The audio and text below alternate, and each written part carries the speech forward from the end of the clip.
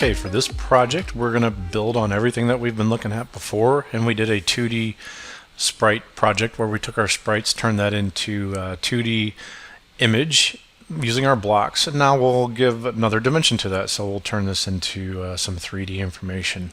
We're also going to be just taking a look at some of the blueprint information and how to make this thing kind of rotate and move up and down like this. So I'm going to go ahead and hit escape for this. And to build this scene, we might as well just build off of what we've got before, right? So we had some information already set up for lighting and everything else from our other project. So I'm going to open up the level that I saved before, and I called this Mario Sprite Sheet version A_001.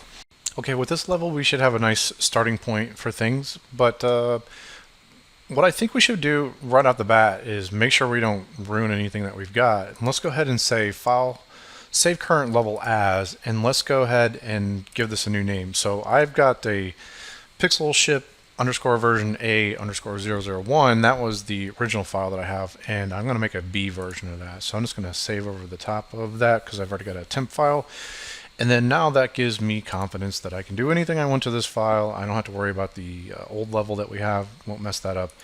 And I was using this grouping information or folders, and I was placing things in there. That makes it real easy for us to go right click there, say select all descendants, and then I can just hit delete and get rid of that. And if I want these background tiles, I can say select all descendants and then get rid of that as well. I do have the sprite sheet in there. We can get rid of that as well. And then if we go to our meshes area, actually I have it in here with our 1 meter cube rounded corners. I'm going to click and drag this into the world and then go and put this at 0, 0, 0 like this. And then I do know that with the way things were set up before, if I hold down Alt and then click out and drag out a copy, hold down Alt and drag out a copy, Alt and drag out a copy, this would be the center of this tile, right? But I need to move this over, so I'm just going to move it over here like this and then push it back, and you can see on the world grid origin we should have the center of those tiles start right there like that. And then I can maybe call this, I'm just going to click and drag this into this background tiles thing that we got and maybe rename it, and double click on there and say floor tiles like that. So for me, I'm going to make a pattern that you see here. So I'm going to take this that you see here, hold down Alt and then click and drag out, hold down Alt and then click and drag out, and I'm going to take these two here and then move them down. And I've got my different materials. I do have a glow material that's blue, and if I've got multiple objects selected, I might want to drag it here. Again, you can drag it onto the objects, but it's up to you however you want to do that. So I'm going to hold down Control and then add to the selection. You could hold Shift as well. The thing is, with Control you can add, or if you click it again you will subtract from the selection. So it's up to you how you want to do it. So I've got this. We know we can hit Control G and we can do a group of that. So if I hold down Alt, I can click and drag out, and hold down Alt and then click and drag out, and then hit Alt and then click and drag out. And on the very end one here, what I'm going to do is go to groups and unlock, and I'm going to select these and delete them, and I don't want them. So this is the pattern that I want. I'm going to take the center piece that you see here. I'm going to zoom in on this a little bit, hold down Control, select on that, and I'm going to pull these down, and I'm going to give them the blue glow material as well. So now I've got group, hold on Control, group, group, and then group. Let me just right click on the groups and say lock, and should lock everything back up. Now that I've got all these groups selected, I can hold down Alt and then click and then drag out just like this. And so that does work for me as a pattern. Now you could see that this end group is actually this. I'm going to hit undo to get back to the selection for this. I'm going to try this and see what happens. It is possible to flip things. So if you see this axis is X this way, Y is this way, and Z is up. If you rotate this around, you might be able to see this a little bit easier. If I right click on here, we can go to transform, and you can see I've got a mirror Y. So I'm trying to flip everything that direction. And let's see, now we've got group, group, group, and then our in group like that. So we basically did the inverse of this thing here by flipping it. So maybe that's what you want. I don't know. I just wanted to at least show you that that's a technique for you that you can do to switch patterns. Didn't realize that I have this needs to be here and this needs to be here. So that's one of the advantages of checking things in 3D. Sometimes it's hard to see from certain angles. And there we go. Now everything's good to go. So I'm going to select this, select each one of these pieces like this, and let's take a look. Okay, we're good to go. I'm going to duplicate these. So I'm going to hold down Alt and then click and drag out and then put it on here, and I'm going to rotate it around the center. Problem is we've got our pivot point over here. Now if we hold down Control and select this middle point and select the different pieces for that, I did think we had that as a group, so I didn't. Okay, now if I select this, let me go back to this and hit Control G, and that'll put a group. That'll put that in right in the center of that. So I'm going to go back and select all these like this. And I think I already made copies of this, so I should be able to drag that off. And then if I hold down Control and then add that, that's going to put my pivot point right in the center of this. So now if I tap the space bar to do the rotate, I can rotate 90 degrees like this, and that will rotate those pieces into place for me. Now I could select this group that we have and put that back down to 0, just like that. And so we've got this pattern that's going for us. Okay, and then what I could do at that point is maybe take this one and just go to the groups and say ungroup. That way I can steal one of these cubes. I'll hold down Alt and I'll click and drag out like this, and then just finish this out just like this. So I can turn this into a group, selecting all these, hit Control G, and then push this up like this.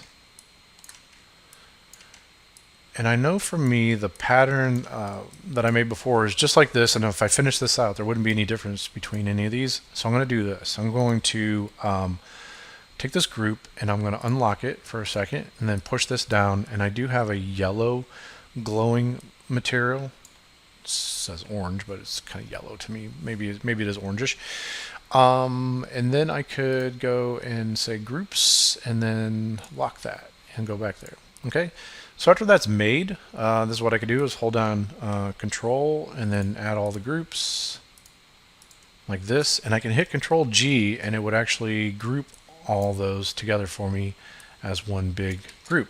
So now I can hold down Alt, then click and drag out. Now if you remember what we were doing for flipping, if we right click on there and say transform and we mirror along X, we'll get that to flip over this way like that. And then now I can hold down Control, add these two groups, hold down Alt, and then click and drag it out like that. And then now if I want to right click and say transform, I could mirror along Y and it would flip it that way for me. Okay, so let's go ahead and save the scene. We did quite a bit of work. We got our pattern made. And again, we're using the world to construct this stuff because it just makes it way easier with the tools that they have. Now these groups might cause problems, but we're going to find out. Okay, so I'm going to right click over this floor tiles and say select all descendants like this. And then the next thing that I want, I'm going to go to the blueprints area, and I've already got a tile made and I want to steal the name from this. So I'm going to right click and say rename. I'm just going to copy the name for that, and this is the place that I'm going to want to save this into. Okay, so I've already made a folder. You can make a folder called blueprints, and when you're ready, you've got all your pieces selected, and what you're going to do is come up to here and you're going to say convert selection to blueprint class. Okay, and it's going to say that these selected actors cannot be used to create a blueprint. Do you want to continue with conversion without them? No, I don't. I want all these pieces. So I'm going to go and right click. Should be pretty easy. We'll just go to groups and then say ungroup. It'll ungroup everything. Still keeps our selection for us. So we're good to go. So now let's go back to this and say convert selection to blueprint class. And still says that we've got this group actors, and I think we'll be okay. Let's go ahead and try it. Let's just say yes for this, and I'm going to tell it to harvest the components. I'm going to tell it where to save at. So if we go to this path, you can see if we made that folder already before, we can go to the blueprint folder, select that, and then we get to name this thing. So if I paste the name that I had on there, I'm going to call this version B. So just BP underscore, whatever you want to name it. I'm calling it floor tile underscore version B underscore 001. So I'll select that, and it should go through, and it should create this new blueprint for us. Just like this. And if everything went right, we should have all of our pieces. And we're good to go. Let's say compile. Let's just save this thing.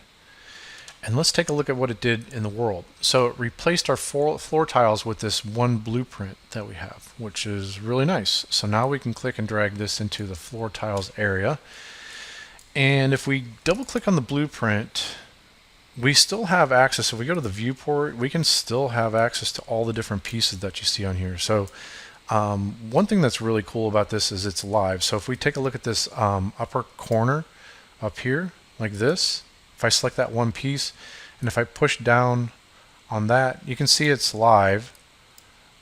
And so I could take my corners, and I can push my corners down. It might not seem like a big deal right now. I'm going to hit undo for this. But we can do this. We can take this blueprint and we can duplicate it multiple times in the world. So I'm going to hold down Alt and I'll click and drag out. And it might take a second because we got quite a few pieces. So let's drag this thing out. Just like this. I'll drag out another copy here.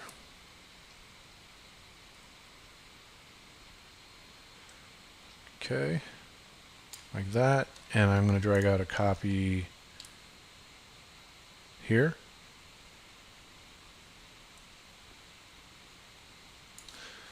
And I'm going to drag out a copy here.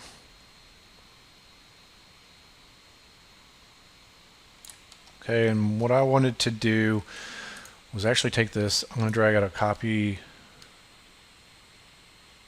put it in the corners. It's definitely bogging down now for a little bit until it creates all the pieces. I'll hold down Alt and then click out and drag out a copy.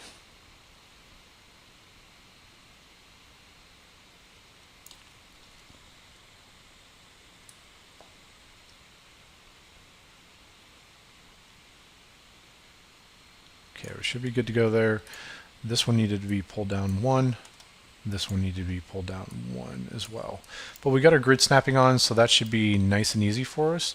And what I want to do is I'm going to select all these that I just created. And I'm going to push them down 1.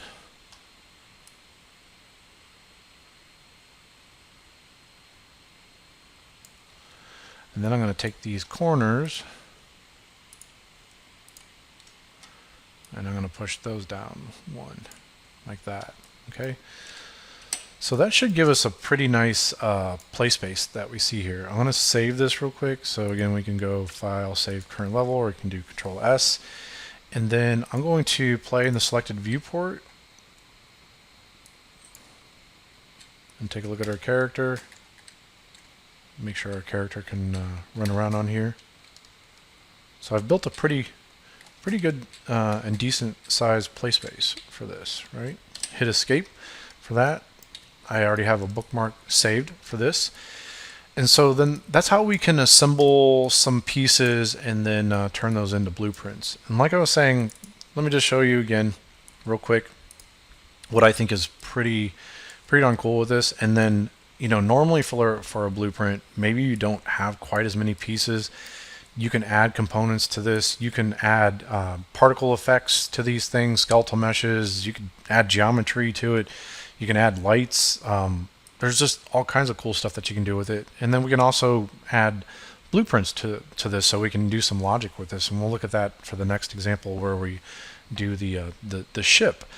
But hopefully you're starting to see the power of this stuff, and that really blueprints, if you think of them as like a container they contain a lot of different information. They can have all these different parts and pieces. And if you put a blueprint in your world, and let's say you're starting to build with that, once you have like made some changes to things, let's see here on this, then this, all this stuff is live, and you start to update. Let's go here for that, just like that. And you can see if I just made that quick change to that on my corners, because I've duplicated this thing, these are instances of each other, and that makes it really powerful for being able to make changes to this stuff. I'm going to tap G just so you don't see the game stuff. So that makes it really powerful for you to place these into your world and then make the changes that you need to make, and it shows up everywhere where those blueprints exist, you know. And with the power of visual scripting, it's possible that you can make parameters for things, and you can make it per blueprint to where there's changes specifically for just one blueprint versus another. And I did not even realize until we got in here, we're off just a little bit.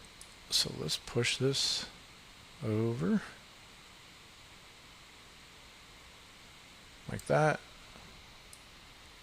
There we go. And let's see if I'm off on the other one. Looks like this one is okay. That one's okay. And just do one last play, just because I was curious about that. Because I thought I could get maybe stuck down in this little hole here. So kind of cool. Yeah, so pretty powerful system. So I'm going to stop the video, and then we'll pick up and we will start taking a look at how we could assemble our ship, and we'll use a very similar process to this, but we will also be able to take blueprinting and we'll add a little bit of motion to that thing. Okay. Okay, in this next section, I'm going to take things, I'm going to put this into a time-lapse mode after I get everything set up, and I'll just show you the process. You had already looked at like how we can take things and we can group objects and everything else like that. So I'm just going to start off, and you might want to think about your ship design. I was a big fan of Galaga, and you can take a look at this and you could maybe get some ideas for what you want to do as far as shapes and things like that. But it's really up to you how you want to create these things, or if you just want to do some free form stuff. But basically, you've got at your disposal, you've got your different blocks, right? And then you also have the ability to go ahead and group these things. So we had this, we hit Control G. If we hold down Alt, we can click and drag up. And then if we right click when we want to unlock, we have the ability to maybe delete some of this stuff. We also have access to what we were doing with our materials, and you should have a little tiny material library that is starting to be set up for that. And so I'm just going to click and drag out some darker materials in through here, and if I select this, I can go back to groups, and then I can say block, and then that's going to be able to select things for me. So if I tap G, I didn't have G selected for this. If we want to select this and then pull this thing out, now we've got options to create things pretty quickly like this. Don't forget about the fact that you can take this, ungroup it. Let me do this real quick, and I'm going to select this and get rid of that. So I just should have two. So if I go back to group this thing, actually, let's that was the group, so let's go here. Let me just go back to this and say group, and then if I drag this out, then this out, it is possible that I can unlock that and then go back to the materials that we had. I'm going to find like a red material and drag it onto each one of these.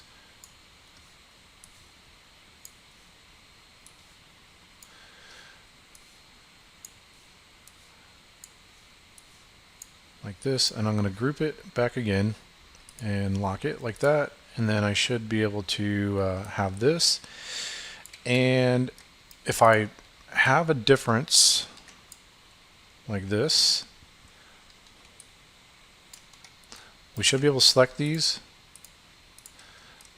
hold down Alt, then click and drag them over like this. And then remember, we can right click and say transform, and we can mirror that, and I can mirror it on X like this. And then at that point, we've got this. I can select this over here. I should have just grabbed everything together whenever I did that. So I just want to make sure you remember you have those things at your disposal. So I'm going to go ahead and put this in a time lapse, and then figure out the rest of the shape and finish that up, and then we'll go back together and we'll create the blueprint out of this. Okay, so go ahead and make your shape, and I'll see you whenever your ship is done.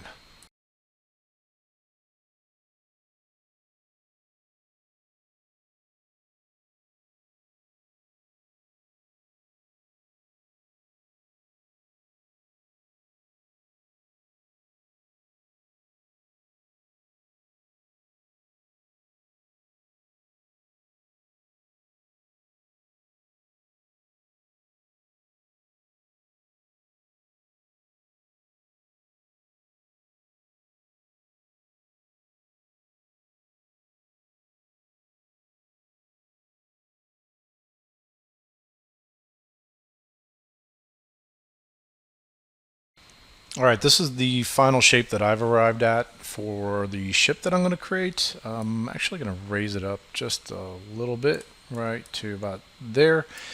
And the placement of that doesn't really matter so much. So yeah, so I'll just have it right about there. And we saw before having groups could cause issues for things, so we could just right click on this and say groups, and then say ungroup for everything. It might still have some leftover group information, but it shouldn't be a big deal. Should still be able to create it. So once we got all of our pieces selected, we're going to go up here and we're going to say convert selection to blueprint class. Before I do that, I already made a folder.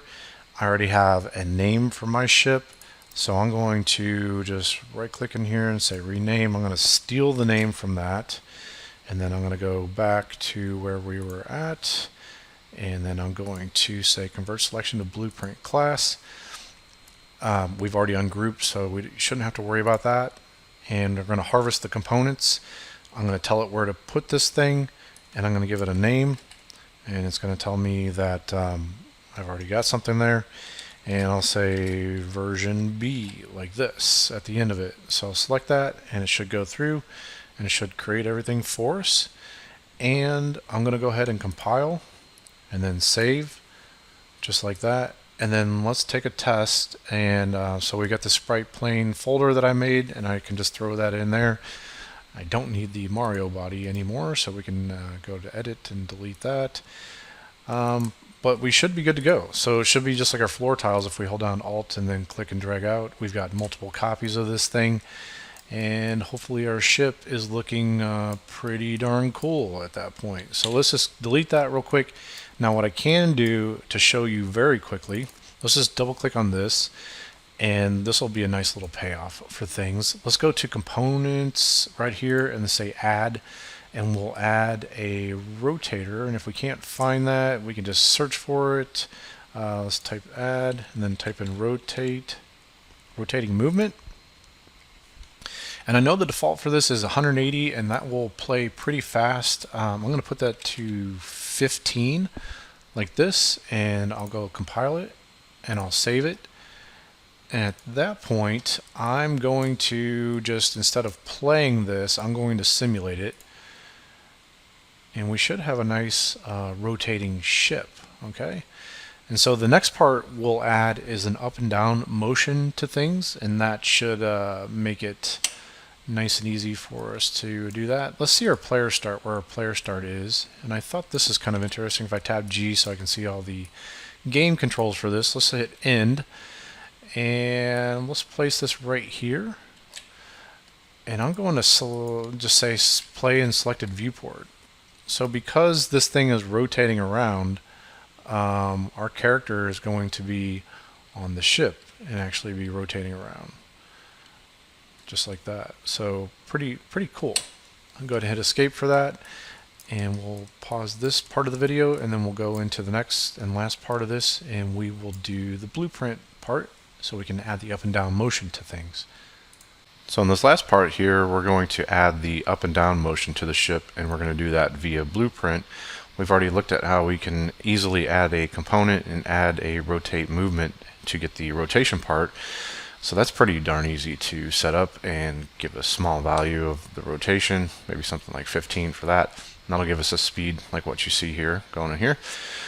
So now we're going to get a little bit more complex and add the up and down motion. So I'm going to go ahead and hit escape like this, and I was just simulating that right there like that to see this thing moving. Let's go into this new version that I'm working on that doesn't have the up and down motion to it, and I can try to make this screen a little bit larger like this. If we go to the viewport, we can see we've got our ship, and we can kind of zoom out, frame this up. If you want to hold down L and then click and drag, you can change the light source of this.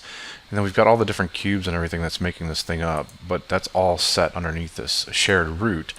So it's possible that we could rotate or move the shared root or the actual blueprint, the entire thing itself. So you can see that there's a hierarchy that's being made within through here. Okay, so let's go to the event graph and let's take a look at this. And there's a couple different nodes that are automatically put in the event graph that you don't have to do anything to, and they're there. The event begin play is as soon as the level loads up, this will kick off and fire things. So think about this as an electrical current. So maybe this is the plug-in in the wall, and the electricity is going to come and flow out of that. We need to connect other pieces and our commands or things like that to say like what's going to happen. The first thing that we're going to add is a timeline, and this is an animation thing that will progress things forward over time. And so we can right click on here and we can start typing and type in timeline. And you can see there's an add timeline at the very bottom right down here like that. So we can just go ahead and click that. And this will give us a new timeline. And if we just, we can actually select these nodes. This one, you can move it around like this. And we can connect this up to play. We don't have to really do that just yet because there's not a whole lot going on, but let's just double click on this timeline and we can come in here and take a look at what this is. I'm going to be adding a new track, and I'll do a float. And if you don't know anything about floats are like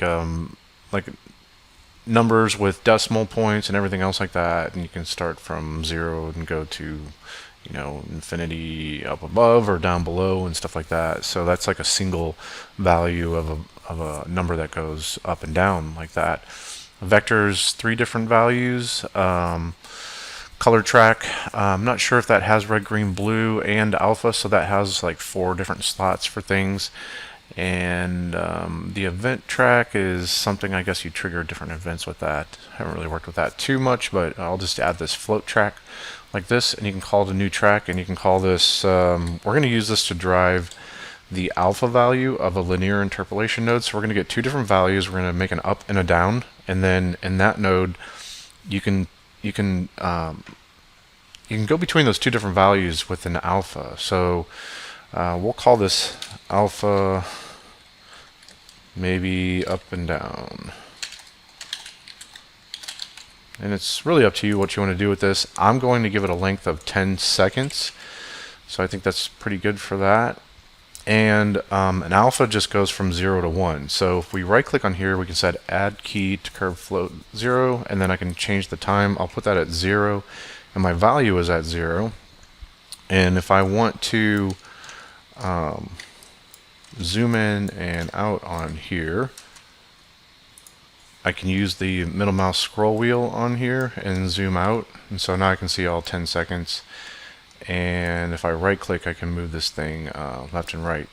So I'm just going to go add another key here, right click and say add key, and I'll select it, make sure it's at time 10 and a value of 0, and then I'm going to go to 5, right click on here and say add key there, and I'm going to go put that on time 5, and this time a value of 1, and we should be able to get this that we see here. Now if we click this zoom to fit horizontal, we can do that, and we can zoom to fit vertical. Now it is possible with these curves, this is linear, so it'll just go from this value to this, but if we want a smooth transition on there, we can right click and say auto for our our curve type that you see here. I'll do the same thing for here. And we got this. So now we'll have a nice smooth value going from 0 to 1 and then back down to 0. So let's just compile this real quick. I'll go back over to the event graph, and then now we've got this thing and it's going to be spitting out for an alpha up and down. So the next thing we're going to do is feed this into a linear interpolation node. That's what I was telling you about. So right click on here and just type in linear, and we'll do linear float. Let's see. Actually, this one we'll just, instead of linear, we'll type in lerp like this, and we'll do a float. So this will give us this node here that has two different values. If you remember what we did before, we can actually promote these variables. So let's just right click and say promote variable, and that should give us an A. I'll do the right click and say promote to variable, and this will be B, and we can rename these in just a second. So we'll plug in our up and down motion from this into the alpha. And so this is something that maybe tripped me up at the very beginning of doing blueprinting, is if I click on this, there's no default value for this, so you have to compile, and as soon as you compile, it opens this up, and you can see over here in the details panel there will be a default value for A. And so I'll call this up value like this, and I'll call this one down value like that, and then I'll compile it again, and it should be able to let us put in a default value. So for the up value, I'm going to put I'm just going to try 4. I know this is probably too big, but I'll just show you what we can do to fix this. Okay, and then I'll do -4. So if you remember that curve that we have, it's going from 0 to 1 and back down to 0, and it just keeps repeating that over and over again. So that's the alpha. So now we've got a value of 4 and a value of -4. So it's going to take the ship, and ultimately it's going to raise it up, let's say 4 units, and then drop it back down 4 units, and then raise it up 4 units and come back down. Okay, so we're just setting up a little tiny animation like this. I'm just going to drag a marquee, and then I can pull this down. Now if you want to make everything look really pretty, you can double click on the line, and that'll give us like this additional little knot thing that you can move that around, and you could try to make the wires kind of make a little bit more visual sense for things. I'll go ahead and compile that, and now we need to have this actually drive something for the animation for this. So we can click and drag maybe the shared root. You can drag that in. You can't drag the blueprint itself, and I'll show you this in a second. So what we're going to be using on this is we're going to add a location offset to this. So to do this, we can actually just click and drag off this shared root that we have, and then we can do an add. We're actually going to do add a local offset, and so that'll be translation for us. So let's just make this node. We'll plug in the update of this, so we're continuing this like electrical flow, and now this will go to this node, and it's going to start taking these values. And now what we have to do is plug in this value that we see here to the delta location. Now what we can do is, this is an X, Y, and Z, so it's expecting a value of 3 to come through there. And remember, if we looked at a vector, that's got 3, but we're only driving one value. We're driving the up and down, and if you remember in Unreal, the up and down of Unreal is the Z axis. So if we right click on this, we can say split struct pin like this, and then it'll change it to having access to X, Y, and Z. And so now we can just plug this into the delta Z location like this, and we can go ahead and compile, and we can save. So let's take a look at the results of what's going to happen inside of here, and let's play this. So here goes our ship, and moving up and down. And I got some slow frame rate, I think maybe because I'm doing some recording and everything at the same time. So that actually works pretty good. But what if we wanted to have access to those values for driving the ship up and down, and we needed to get a hold of those values? What can we do for that? Well, we could always go back to the blueprint itself and we could change those values in here. But what they've got is a really cool system for anytime you make a copy of that blueprint in the world. If you expose these values, so you can see here's the up and down value that we made, and we turn on this little eye icon. It says variable is not public, but if we do that, it'll become public and we can actually change those values in the blueprint in the world. So take a look at this. Now that we've exposed that, we select the blueprint, and you should be able to see this default value, and we'll be able to do an up and down. So if we did something like, let's just make it really obvious, 10 and negative 10, and now it should go up quite a bit and then come down quite a bit as well. So again, we could do some fine tuning to this. We could either kind of maybe raise the ship and change some of that value, or we could just change that and those values in there. Now, one thing I didn't do on this that I just noticed, it only ran through one time and it raised it up and then raised it down and then it quit. So let's take a look at this real quick. And the reason why that's happening, if we go to the timeline, if we double click on this, if we go to loop, then it's going to loop those values over and over again. Okay, so let's compile it. Let's save it, and I'll close this down, and then now we can take a look. You can see it's going to go up pretty high, come down through the floor, which is not what I would want, and then go and raise that back up like that. Okay, and it should be looping over and over again for us.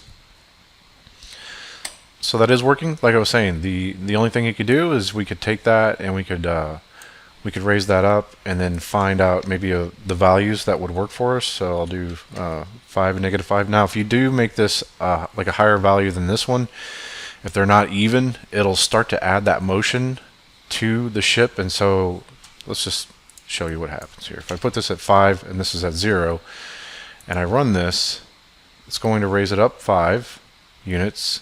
It's not going to raise it down any units, so it's 0, and then it's going to go cycle back through that and raise it up 5, then keep going. So it's going to keep adding that motion, and it's going to keep going and going and going.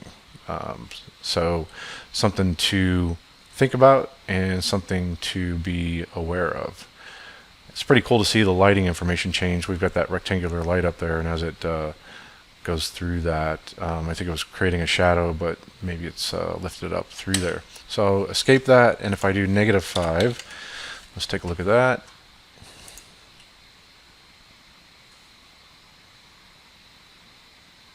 And we've got that, and it should push down pretty close to the world there. And then what I was doing is just trying to find this sweet spot for maybe where this would get really close to the floor. And then whenever you're playing with your character on there, I know it's not really a game, but I was playing a little tiny mini thing with myself that I was trying to get the character to be able to go on the floor and then still be able to jump back up on the ship whenever it came down to its lowest point. And so I'm still pushing down and through there.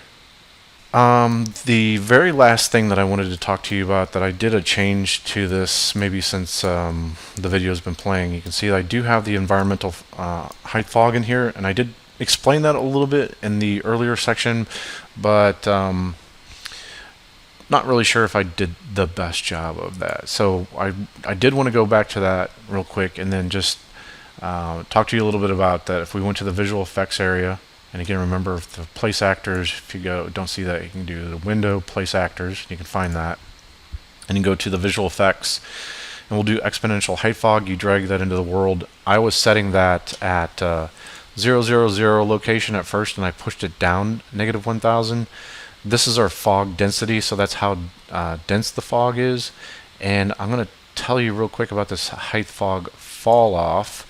That's set to 2. Normally it's set to, I think, 0.2, which would be really dense like that, and we can do 2. And then we also have this start distance. If that was at 0, the fog would come closer to the camera, and if I did this out 1500, you can see it pushes the fog out into the world and away from the camera. So I'll just do like 500 for that. And if this fog cutoff distance, that's the back part of the fog. And if we did something like 1000, let's see, let's do a higher number, like 20,000. It would still hit all these pieces, but it wouldn't extend all the way back into the world. I do think that looks a little bit odd. Yeah, I think that's up to you. If you wanted to do that, you could have that look to it, but I would just leave that to 0, just like that. And what I was going to do is going to go into Photoshop real quick and then tell you about that height fog fall off.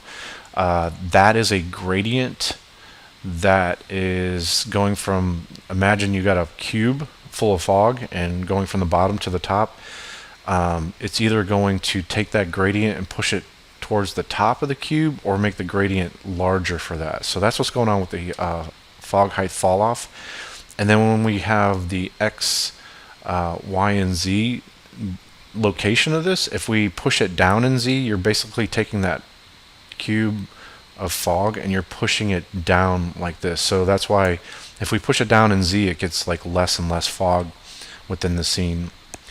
And so hopefully that makes a little bit more sense as to what's going on. So if I do negative 2000 on that, you can see it pushes the fog down. Because we're at this angle where we can see the world, you can see it starts to affect the horizon line because it's being pushed all the way out into the world. So if we did like negative 5000, you can see how it's going to get maybe down below the horizon line like that. So let's do negative 1000. Again, we've got the fog density, and if we put that at a number like 1 or so, it still works. Maybe the start distance 0, that's as close as it can possibly get to the camera. And if this is at 0.2, maybe the fog is a little bit more thick because of that gradient for the fog. And so it's really up to you what you're kind of going after for the look of this. I do like the fog to be somewhat dense like this, and I think that kind of produces a cool look. One thing you could do, this really affects performance, but if you turned on volumetric fog, at that point you can see it's picking up the shape of the rectangle light that we have put into the scene. So that becomes, I think it's just pretty darn interesting what you could do with that. That opens up a whole lot more possibilities for things. Didn't mean to grab that part like that. Let's push this back down. So, but it does affect performance, right? And you could actually end up getting fog to roll through windows and things like that. So that could be pretty darn interesting. But again, it's going to affect performance. So it's just something that you need to be aware of. Okay, so I think that should give you everything that you need for this section. The last thing that I'll talk to you about is how we can get some decent looking screenshots of our work and get that set up, and then maybe even take a look at a very quick thing for sequencer. So if we needed to render out something for this to be animated and see the animation part of this, instead of just capturing from the viewport like this, we could actually render something out for that and get high quality display of our work that way. Okay.